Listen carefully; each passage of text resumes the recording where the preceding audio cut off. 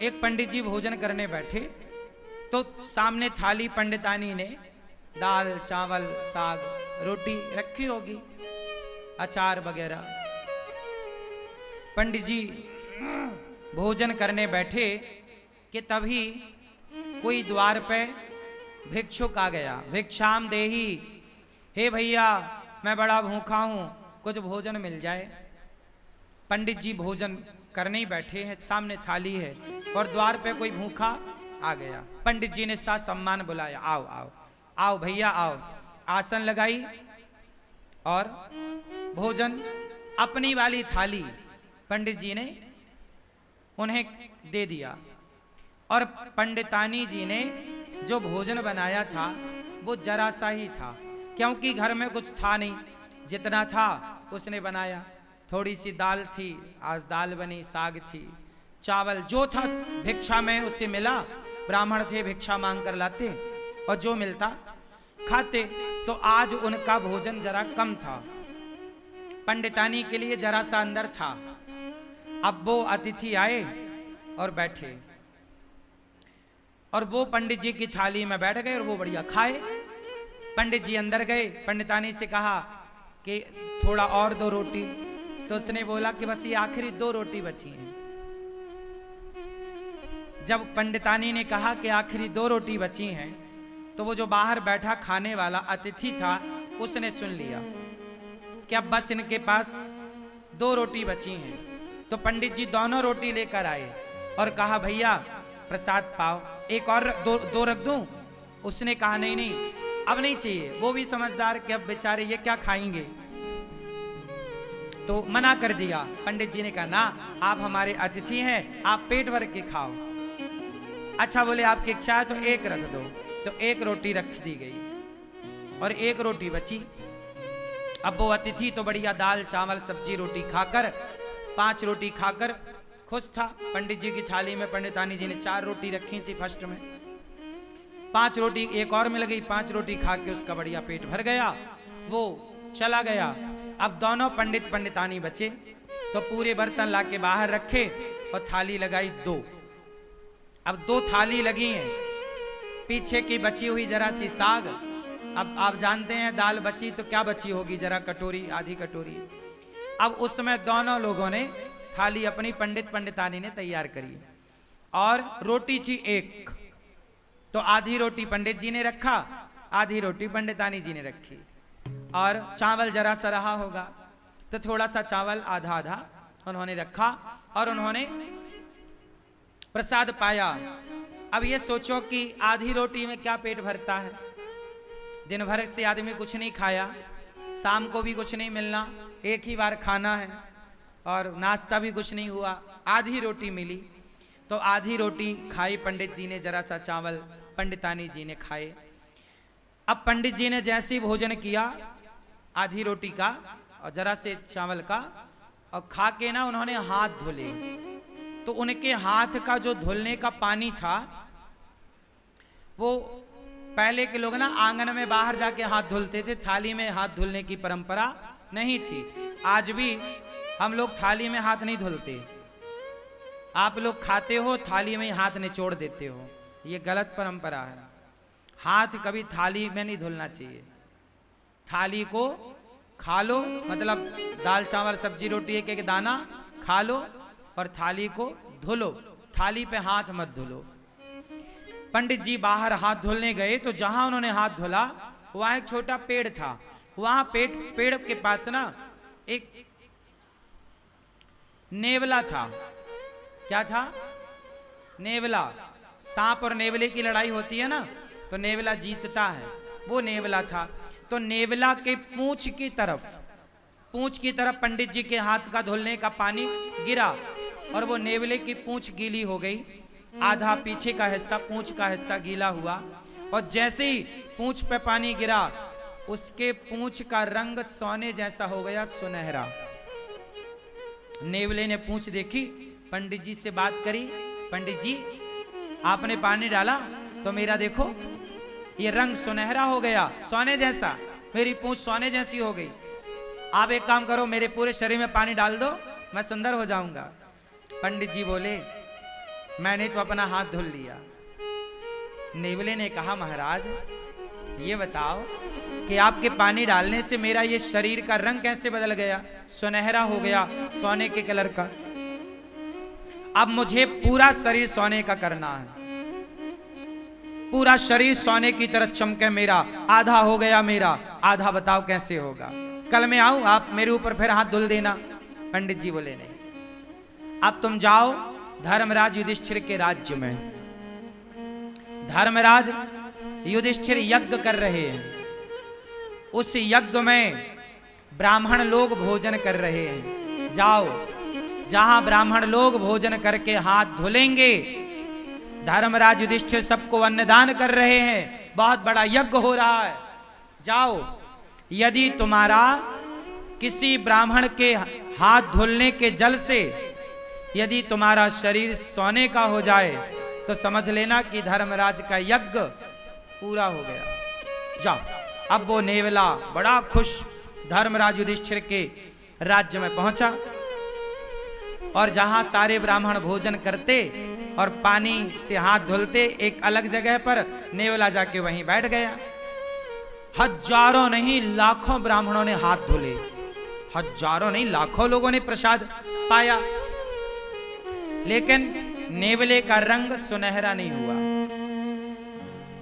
अब जब सारे ब्राह्मण खाए, दक्षिणा ले लेके चले गए, तो धर्मराज युधिष्ठिर बोले देखो,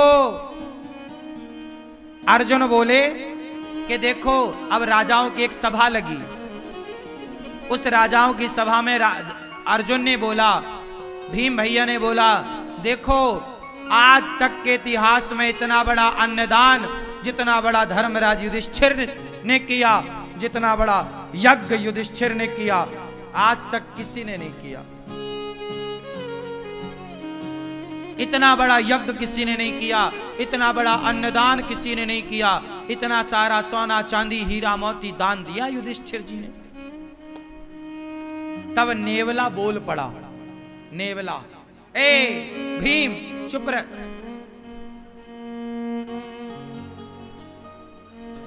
नेवला बोला, भीम भैया चुप रहो, कोई यज्ञ व्यज्ञ नहीं हुआ यहां।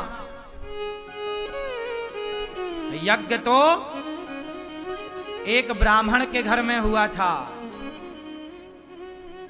कौन हो तुम? नेवले को बुलाया।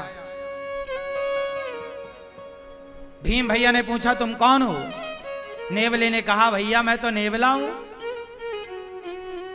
तो तुम्हारा ये शरीर सुनहरे का कैसे है, सोने का रंग सुनहरा कैसा? नेवला ऐसा तो नहीं होता, तुम्हारे ये बाल सोने जैसे चमक रहे हैं कैसे? उसने कहा महाराज यहां पास में एक गांव है, उस गांव में एक पंडित पंडितानी रहते हैं। पंडित जी ने हाथ धोया तो उनके हाथ धोने का जो पानी गिरा वो मेरे शरीर पे गिरा, तो मेरा शरीर सोने का हो गया आधा। और उन्होंने कहा कि युधिष्ठिर के यज्ञ में जाओ, यदि तुम्हारा पूरा शरीर सोने का हो जाए तो समझ लेना कि उनका यज्ञ पूरा हो गया। पर सुनो, तुम्हारा कोई यज्ञ पूरा नहीं हुआ, मैंने तो कब से बैठा गीला होता रहा, मेरा शरीर सोने का नहीं हुआ। और तुम कह रहे हो कि धर्मराज ने इतना बड़ा यज्ञ किया, इतना दान किया। वो पंडित जी ने जो हाथ धोले तो मेरा शरीर बदल गया, और तुम्हारे यहां तो इतने ब्राह्मण खाए, कुछ नहीं हुआ। भगवान श्री कृष्ण भी उस सभा में बैठे थे। भगवान कृष्ण मुस्कुरा रहे हैं मंद मंद। अर्जुन गए, हे श्याम सुंदर, ये आप ही जानो ये नेवला कौन, ये क्या कह रहा है, आप बताओ कि यज्ञ पूरा हुआ कि नहीं। अब सब में ये कौतूहल हो गया ना कि भाई धर्मराज ने इतना पैसा खर्च किया पर इनका तो यज्ञ पूरा हुआ ही नहीं। नेवला कह रहा है कि जब तक पूरा शरीर सोने का नहीं होगा यज्ञ पूरा नहीं माना जाएगा। अब श्री कृष्ण से जब कहा गया तब भगवान श्री कृष्ण ने कहा कि सुनो, अभी आपका यज्ञ पूरा नहीं हुआ, इसलिए इसका शरीर सोने का नहीं हुआ। हो जाएगा पूरा तो इसका शरीर निश्चित सोने का होगा। अर्जुन ने कहा कि हे प्रभु, मेरे भाई ने युधिष्ठिर जी ने जितना बड़ा यज्ञ किया, आज तक इतना बड़ा यज्ञ किसी ने नहीं किया। जब किसी ने नहीं किया तो इसका आधा शरीर सोने का कैसे हुआ? भाई इतना बड़ा यज्ञ तो किसी ने नहीं किया, और ये इसका शरीर पूरा सोने का यज्ञ में होगा, तो आधा शरीर जो इसका सोने का हुआ वो कैसे हुआ, मैं ये जानना चाहता हूं। तब भगवान कृष्ण बोले, नेवला तू ही बता। तब नेवले ने बताया कि महाराज मैं वहां गया, पंडित जी भोजन करने बैठे थे, कोई अतिथि आया तो अपनी थाली खिसकाई और आधी रोटी खाई, और संतोषजनक भाव से उन्होंने अतिथि को भोजन कराया, और जितना मिला ईश्वर का धन्यवाद देकर बिना शिकायत के और प्रसन्न चित्त से दोनों पति पत्नी आनंद से थे। उन ब्राह्मण का, संतोषी ब्राह्मण, भक्त ब्राह्मण, वो भक्त था, संतोषी था, उस संतोषी और उस भक्त का हाथ का जब धौमन मेरे शरीर पर पड़ा तो मेरा शरीर आधा सोने का हो गया। अर्जुन बोले, प्रभु ये क्या है? भगवान बोले, अर्जुन तुम्हारे भाई ने करोड़ों रुपए खर्च करके जो यज्ञ किया, करोड़ों रुपए खर्च करके उस यज्ञ से तुम्हारे भाई को जितना पुण्य नहीं मिला, उससे ज्यादा पुण्य उस ब्राह्मण को एक भूखे को भोजन कराने से मिल गया। क्यों? क्योंकि तुम्हारे पास तो करोड़ों हैं, तो तुम करोड़ों खर्च कर रहे हो, पर ब्राह्मण के पास तो एक थाली भोजन ही था,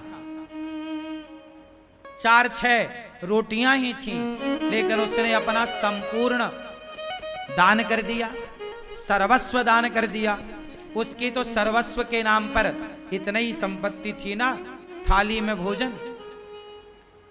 अर्जुन बोले, अब ये बताओ इसका शरीर कैसे सोने का होगा? बोले, आपके राज्य में कोई भूखा है, जाओ पहले खोज करो। खोज किया तो पता लगा कि जंगल में एक महात्मा भूखे बैठे हैं। धर्मराज का यज्ञ सब ब्राह्मण भोजन कर लिए, पर एक ने नहीं किया, तो अभी यज्ञ पूरा नहीं हुआ। उस महात्मा को बुलाया गया, निवेदन किया गया, और जब वो आए और उन्हें भोजन कराया गया, और जब उन्होंने हाथ धुले तो उनके हाथ का धौमन इसके शरीर पे जाकर पड़ा, तो इसका पूरा शरीर सोने का हो गया, एक सा हो गया, पीछे से आगे तक सुनहरा हो गया पूरा। इसके बाल बिल्कुल सोने की तरह चमकने लग गए।